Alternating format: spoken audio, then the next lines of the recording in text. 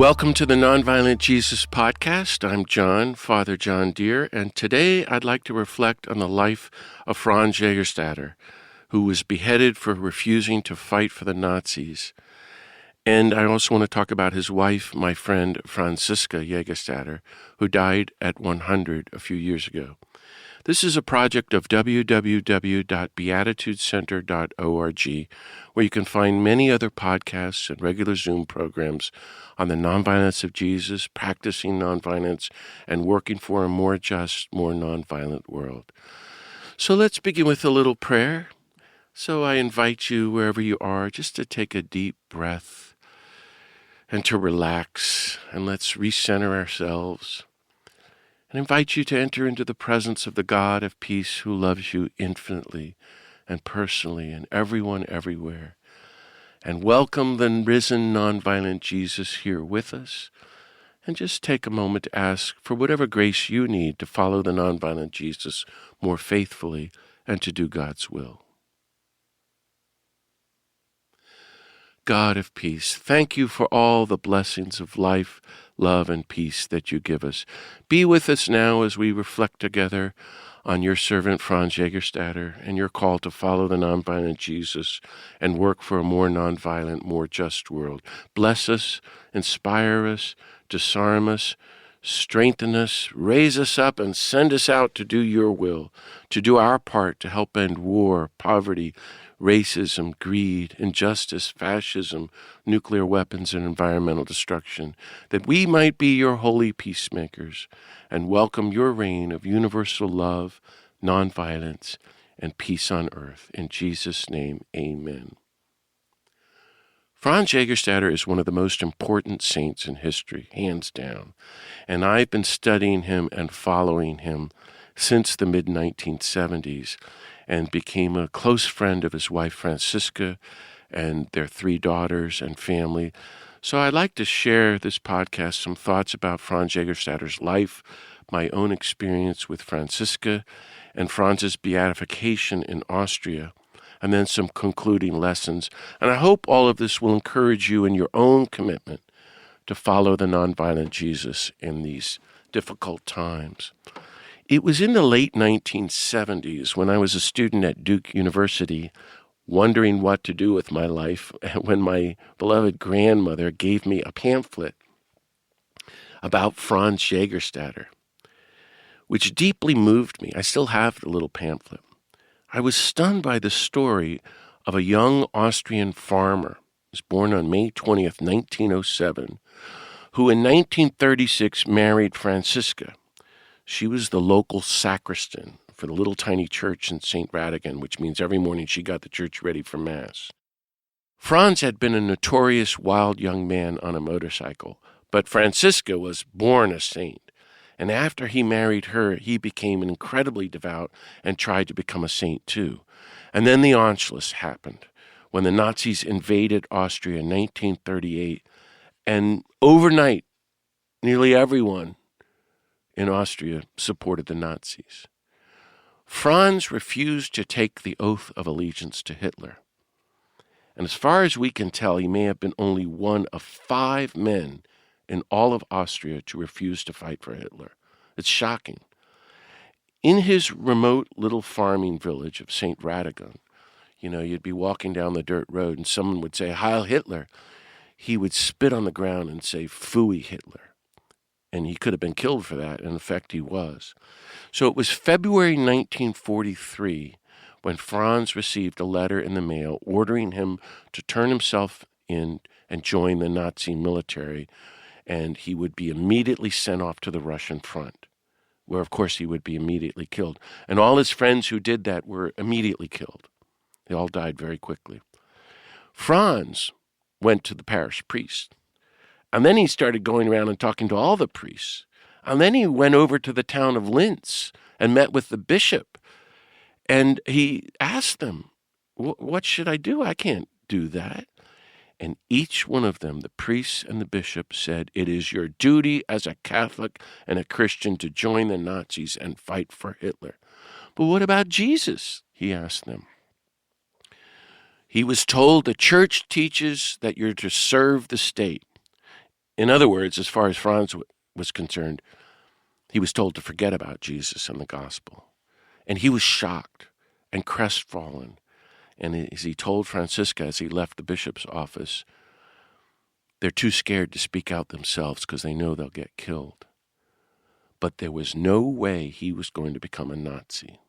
So he turned himself in, was immediately arrested, and brought to Linz, where he was held for several months. And then, because this was so unusual that someone actually refused to fight, he was literally put in a van and taken in handcuffs to Berlin and brought, in effect, before the Nazi Supreme Court, where he was condemned to death for, quote, undermining military morale. And on August 9th, 1943, he was beheaded. 2 years later, that's the date that the United States dropped the second atomic bomb, this time on Nagasaki, and vaporized tens of thousands of people in a flash. So August 9th is a very important day for me and my friends. Franz's story remained completely unknown to the world, and even to Austria, except to the village and his family and a few others. And everybody in the village hated him and Franziska because they considered him a traitor to Austria and to the faith. And then in 1960, the sociologist and writer Gordon Zahn was traveling throughout Germany researching a book on why nearly all German Catholics supported the Nazis. It's a great book which had a big impact on Thomas Merton. You might want to get it. It's long out of print. And along the way, Gordon heard about Franz's story. So he drove right over the border of Germany. We're talking northwestern Austria. And he went to St. Radegund and met Franziska and studied Franz's writings and letters and decided to write a book about Franz Jagerstatter. The book came out in the early 60s called In Solitary Witness. And it had a huge impact on the key church people of the time, especially Dorothy Day, Thomas Merton, and Daniel Berrigan, my friend. Gordon later then went on to co-found Pax Christi, the National Catholic Peace Movement, with Eileen Egan. And we became all really close friends because I served for many years on the board of Pax Christi. And I had many, many long conversations with Gordon Zahn about Franz Jagerstatter. Now fast forward to 1997. I'm just out of prison. I was facing 20 years in prison for a plowshares action. And the Jesuits sent me on my sabbatical year, which is called tertianship. And I was sent, supposed to be a year of prayer and peace and quiet. I was sent to Northern Ireland to live and work in Derry and Belfast. And the first day I was meeting with Jerry Adams and the IRA and talking nonviolence. But I decided on my way to Belfast that I would make a holy pilgrimage to St. Radegund, Austria. So I wrote to the Jagerstatter family, and it turned out to be one of the greatest experiences of my life. September 1997. So I get on the bus, and I get to Salzburg, and then it took me several buses to get, if you've been there, to Ostermeeting, near the border of Germany in that northwestern corner of Austria. And there's all these gigantic mountains in the distance and miles of green countryside. It's just like right out of The Sound of Music, except that's where The Sound of Music was filmed. That's Franz's countryside. And Mrs. Jagerstatter had written me and invited me to the house, but I couldn't find it. I remember I walked the last several miles for hours from the bus stop around the village and just these, gorgeous farmland. And there was a little neighborhood of these small modern houses. And here was this older lady in the front yard of one picking plums off a tree and eating them and spitting them out. And I went up to her and I said, "Can you tell me where the Jagerstatter family lives?" And she was all bent over. She stood up straight with enormous dignity and a big smile. And she said, "I'm Frau Jagerstatter." She was really thin, real old clothes, gray hair tied in the back, big smile. And I said, "I'm John." And she gave me a big welcome. She looked to me just like the New Mexico painter Georgia O'Keeffe. But she's the only person I ever met who reminded me of Mother Teresa. She had the same sparkling eyes. She was warm and gentle, kind, joyful, humble, and shy. And clearly, underneath all of that, a tower of strength and faith and peace and gospel conviction. I felt I was in the presence of a great saint, that she was on the same level as her famous martyred husband. And think about her, Her husband was hated for opposing Hitler. No one supported him. So she did, as she told me, because no one else would have. And then he gets beheaded, and the war goes on, and she's left to raise the 3 little girls and run the big family farm. She's trying to get by, and nobody in the village or the country would talk to her because she's the great traitor. But every morning she's up at 5 and getting the church ready for the 6 a.m. Mass in Latin. So she gives me this big welcome, and she takes me down to the village inn for food, and I rest. And in the center of the historic little village of St. Radegund, there are these massive old historic houses. I've never seen anything like it. 3-story buildings, very big thick walls, painted white with massive rooms and high ceilings and these big, gorgeous wooden beams. And she takes me to the old family farmhouse where she and Franz used to live, which is now a national museum. So I was going to be there for a week, and the plan was that every night I would come over early and have dinner, and we would stay up talking with the whole family, including the wonderful daughters and other relatives who were there to meet me, and the great Erna Putz, who was the translator of Franz's writings. Erna later wrote a great book, The Collected Writings of Franz Jagerstatter, which I hope everyone will order from Orbis Books. So, those who know me, each night I asked Franziska a million questions. I remember one night she said, wait a minute. She went upstairs to her bedroom, and she brought down a shoebox from under her bed with all of Franz's letters from prison, which she'd kept since 1943, including the letter he wrote an hour before he was killed. And my hands were shaking as I held his letters from prison, because I revere Franz so much, and Franziska, and she told me about each letter. And then she went back and brought all the family photo albums and showed me each photo of her and Franz. And I felt that week I became a member of the family. I still don't know how to describe it. But let me say for the record again, I consider Franz Jagerstatter one of the greatest saints and martyrs of all time. I think he's changed the meaning of modern sainthood.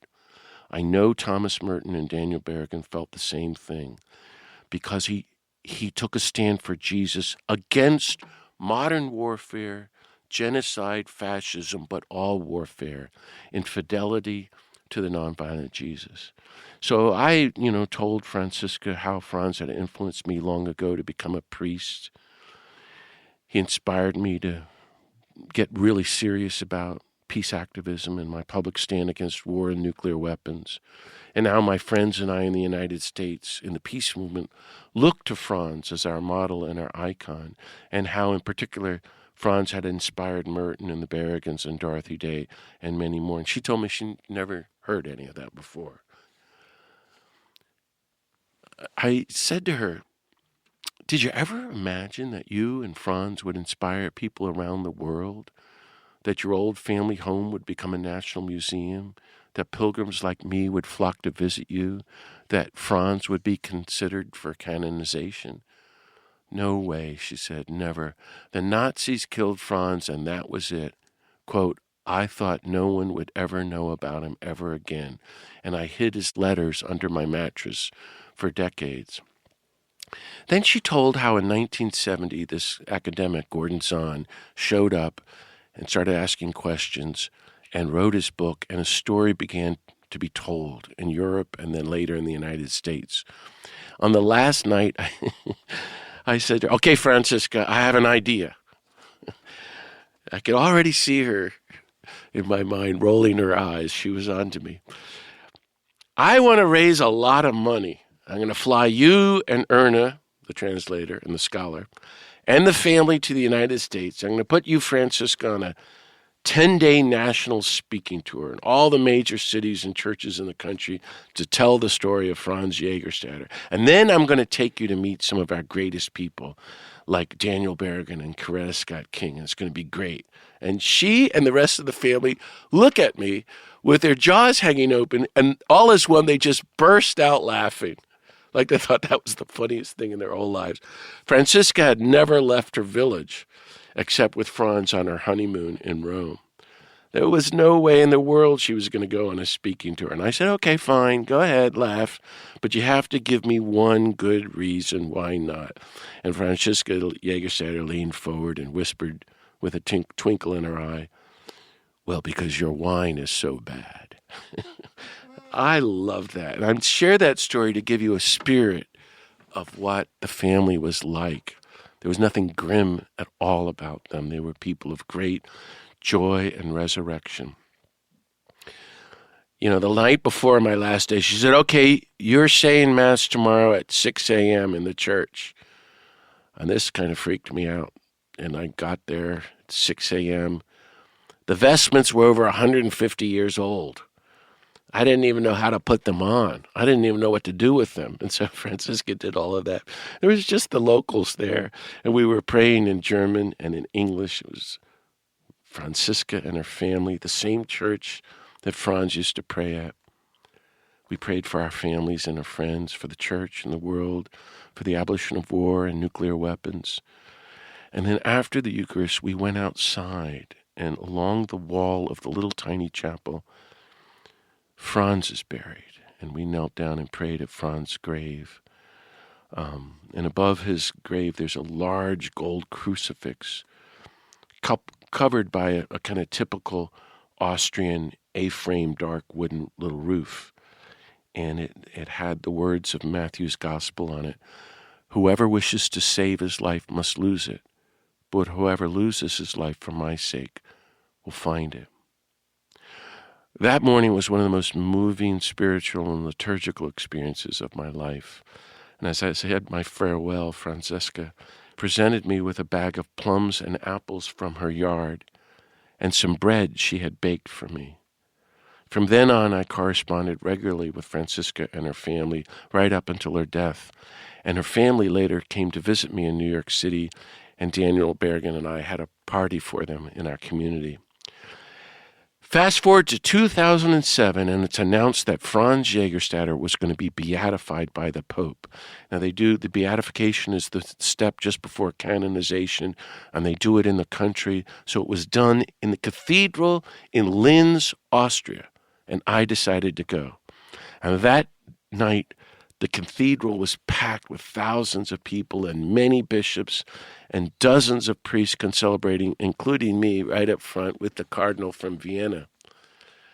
And once we were all there, it's set up, and it was all this pomp, of course. In walks 94-year-old Franziska Jagerstatter, and everyone jumped to their feet and cheered when she appeared.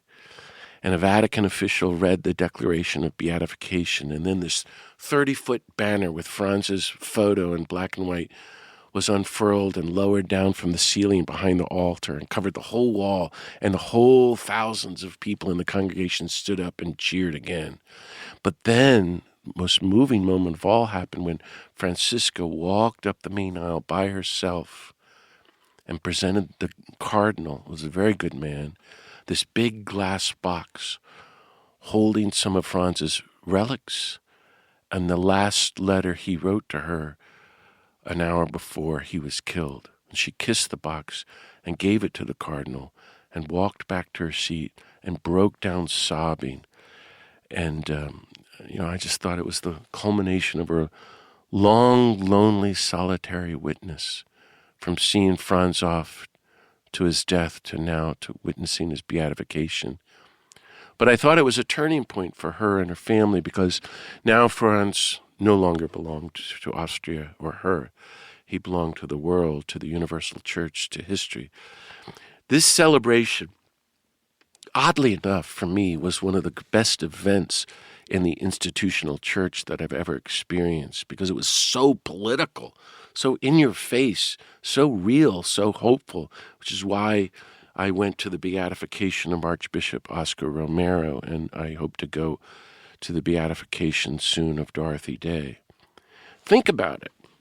It was broadcast live on national TV in Austria and Germany. And half the people today in Austria and Germany were and are appalled that France was being honored by the church. Because the church was saying, in effect, hey, turns out Franz was right, which means the rest of you, including you, Ratzinger, Pope Benedict, who served 4 years as a Nazi youth, were wrong. That nearly all the Catholics and Christians of Austria and Germany were wrong. All those who just went right along, became Nazis, praised Hitler, and supported the extermination of millions of Jews and the killing of others everywhere, especially on the Russian front, and were killed for Hitler, not for following Jesus. So Franz Jagerstatter remains incredibly controversial up to today, and I think he's one of the closest saints we have in recent centuries who really resemble the early Christians who were martyred as a matter of course for following Jesus and saying, I can't have anything to do with the Roman Empire. And I think this is what we need, saints who inspire us to follow the nonviolent Jesus, to stand up and say, like Franz, no, I'm not joining your military. I'm not going off to war. I don't bless the troops. I don't support war. I resist the culture of war, and I'm going to keep speaking out for peace and against war. And in the process, they combined the mystical and political dimensions of faith and discipleship. If you see what I mean. So there we are at the Beatification Mass, and Pax Christi afterwards led us through the streets of Linz to the bishop's house, where long ago in 1943, Franz went begging for help and wisdom and guidance. And we walked in, and this is the reception room. It's the same room Franz was in. And in the corner, this is still the bishop's house. There were all these posters of hundreds of posters of celebrating Franz's beatification. Well, I just couldn't get over it. This was the room where Franz met the bishop, who later said, no, you don't have to follow Jesus. You have to do what the state tells you to do. And he walked out of that room and said to Franziska, they don't dare take a stand or it'll be their turn next. Then we walked a block down to the courtyard of a building. Now, it's just a modern building in Austria. But back then it was the building, it was the prison that the Nazis used and where they held Franz for a few months before he was sent to Berlin. And we could see the room and the window that was his cell on the second floor overlooking this nice modern courtyard. It's now an office that sells computer software. And that evening there was this huge feast hosted by the governor of Western Austria in honor of Franziska. To me, the whole experience was like a foretaste of resurrection. Here's what the Bishop of Linz called Franz during that beatification mass. He said, he's a prophet with a global view and penetrating insight, a shining example in his fidelity to the claims of conscience, an advocate of nonviolence and peace, a voice of warning against ideologies, a deep believing person for whom God really was the core and center of life. So one of the things that I want to talk about in the life of Franz Jagerstatter was the famous, terrifying nightmare that he had, that he wrote about. Gordon wrote about it in his book, In Solitary Witness, and Franziska told me one night, late into the evening, all about it. Apparently it was 1938, just after the Anschluss. And Franz had a dramatic, realistic dream, really a terrifying nightmare in full color. And he saw in the dream this beautiful, huge, massive, long train that seemed to be going on forever, pulling into a train station, and there were millions of people at the train station cheering on the train and rushing to board it. And he heard a voice from the sky bellow out, This train is going to hell. And then he saw this vision of all these countless people suffering. And he woke, screamed out, terrified, woke up Franziska. And he later wrote about it from prison. That's why we know about it. The train, he said, was Nazi, patriotism. It was Christian nationalism. It was the idolatry of violence and war. And he said, whatever we do, we should avoid that train and not board that train. And we have to do whatever we can to help people get off the train and not get on the train, because that train is going to hell. I think it's one of the most prophetic images in modern history. 88 years later from his nightmare, I think this great saint offers this terrifying nightmare as a warning to all of us. Because it's not just about the Nazis, but it's about America and Christian nationalism in general, and fascism, empire, racism, idolatry, war-making, nuclear weapons, and fossil fuels. His nightmare describes what is happening today as, 50, 100 million Americans cheer on the American train of Trump's neo-fascism, white supremacy, military domination, corruption, corporate greed leading to billions suffering. No, permanent warfare, the threat of nuclear war, environmental destruction. Franz would say, if you board this train, you're losing your soul. This train is going to hell. And he wrote passionately from prison that we need to call people to get off this train. It's a matter of life and death. So I wanted to share that. I know it's really heavy, but, he's one of the great saints and prophets of our time. Let me conclude with a few lessons that I've learned and been mulling for 50 years about Franz Jagerstatter. Well, first is to state the obvious, that Franz believed and gave his life for the belief that if you're a Christian, if you're a Catholic, you're forbidden to kill. You're not allowed to join the military or kill the enemy of your country. Instead, you have to be nonviolent and love everyone, including your enemies, which means you can't kill them. So here's a quote from Franz in prison. Quote, "As a Christian, I prefer to do my fighting with the Word of God and not with weapons. We don't need rifles or pistols for our battle, but instead we have spiritual weapons, and the foremost among these is prayer. So let us love our enemies, bless those who curse us, and pray for those who persecute us. For love will conquer and will endure for all eternity. And happy are they who live and die in God's love." So I hear Franz Jager saying, refuse to fight, refuse to kill, refuse to go off and join the military, refuse to be complicit in war-making, and instead practice the total nonviolence and universal love of Jesus. Here's another quote from one of his letters. Quote, "Through his bitter suffering and death," Franz wrote, "Christ freed us not just from temporal suffering and mortal death, but from eternal death. But Christ, too, demands a public confession of our faith, just as the Führer did, as Adolf Hitler did. The commandments of God teach us, of course, that we must render obedience to secular rulers, but only to the extent that they do not order us to do anything evil, for we must obey God rather than men." Second, I think of 1964 when Thomas Merton hosted the retreat for peacemakers in the Fellowship of Reconciliation at the Abbey of Gethsemane, where Merton gave a talk on Franz Jagerstatter. And he said, we have to make sure that no Christian ever again in history stands alone like this, in the whole country against the full-on Nazi regime.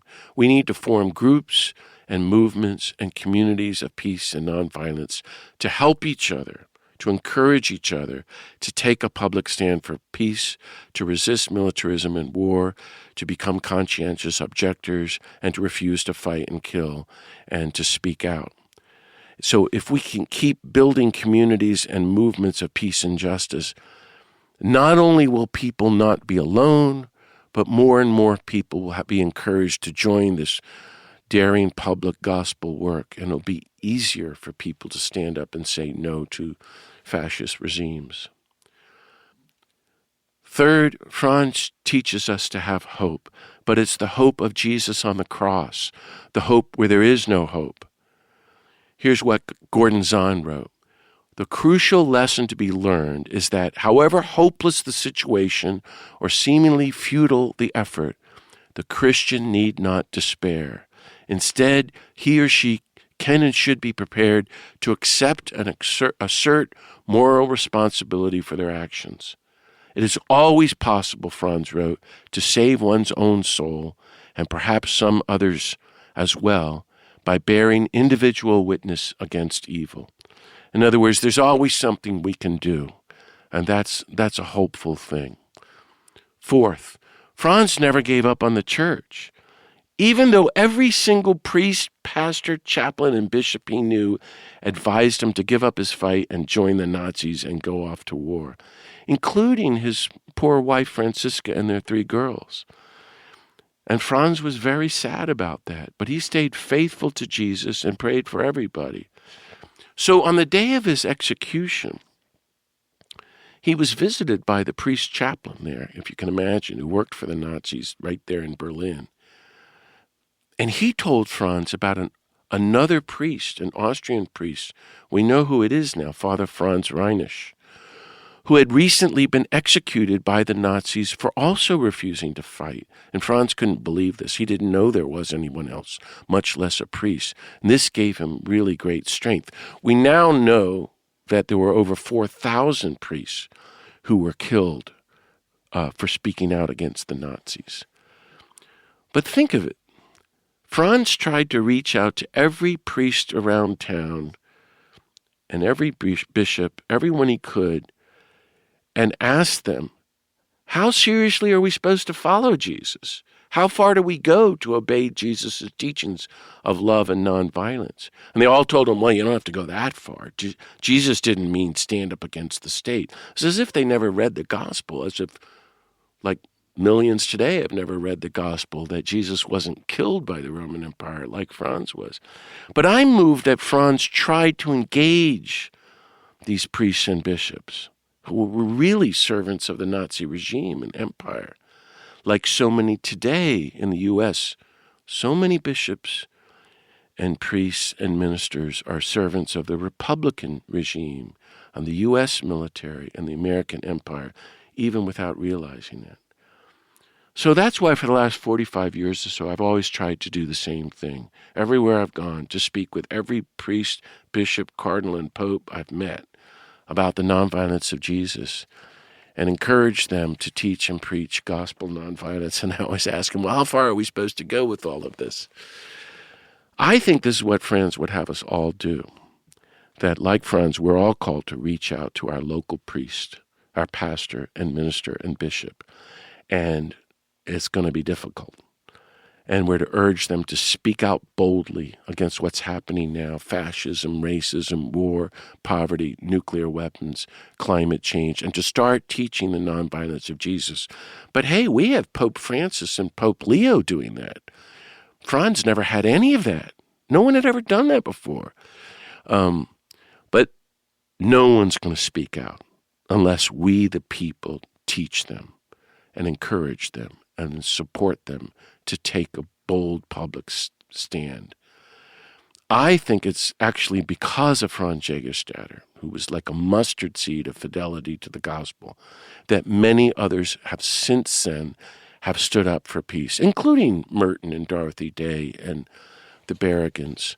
And that led up to Pope Benedict beatifying him, and then Pope Francis and Pope Leo speaking out so strongly these days against war.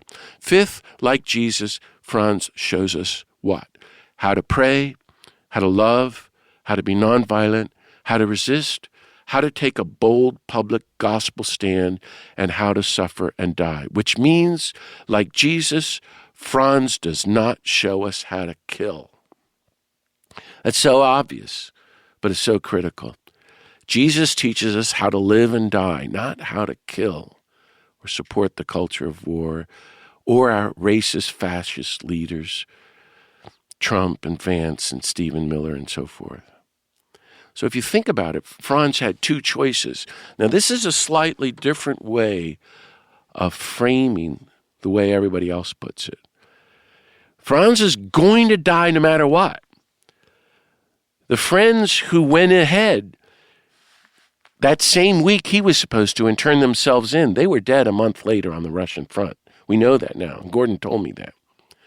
So he was going to die no matter what. He was going to be killed actually on the Russian front. The end was at hand. He could either die on the front or he could die in prison. But see, Franz saw a slight but critical difference, which we rarely honor. He could die wearing a Nazi uniform, carrying a machine gun, and in the midst of killing other human beings. Or he could die unarmed like Jesus, without a gun, without hurting anyone. And he said to himself, well, that's what Jesus did, so that's what I'm going to do. And no one could talk him out of it, even though everyone up to the last hour tried to talk him out of it. And I invite you to pray over this, to consider if we too might have the courage to live and love and suffer and die nonviolently, unarmed like Jesus. All I'm asking is to pray over the grace of willingness. That's the key here. Sixth, Franz demonstrates, well, what I call a whole dangerous new spirituality. It's actually a new political mysticism, a sanctity and a form of prayer that is a threat to the Nazis, just as is a threat to the Roman Empire back then and the American Empire today. And then I think this has to become the new norm for all Christians. Our prayer should be a threat to the empire, to fascism, to war, to the nuclear industry. Our spirituality of nonviolence, like Franz, should be leading us to disarm our hearts and putting down the swords and the guns and disarming one another and refusing to kill for the nations. Franz prayed all day, all the time, especially when he was in prison, and he received communion as often as possible. So what I'm proposing is here, he became a person of deep mystical prayer. He's one of our greatest mystics in history. But unlike all the others, he combined his mysticism with a politics of the gospel. And he was not afraid to face and accept the social, economic, political implications of prayer, of discipleship to the nonviolent Jesus.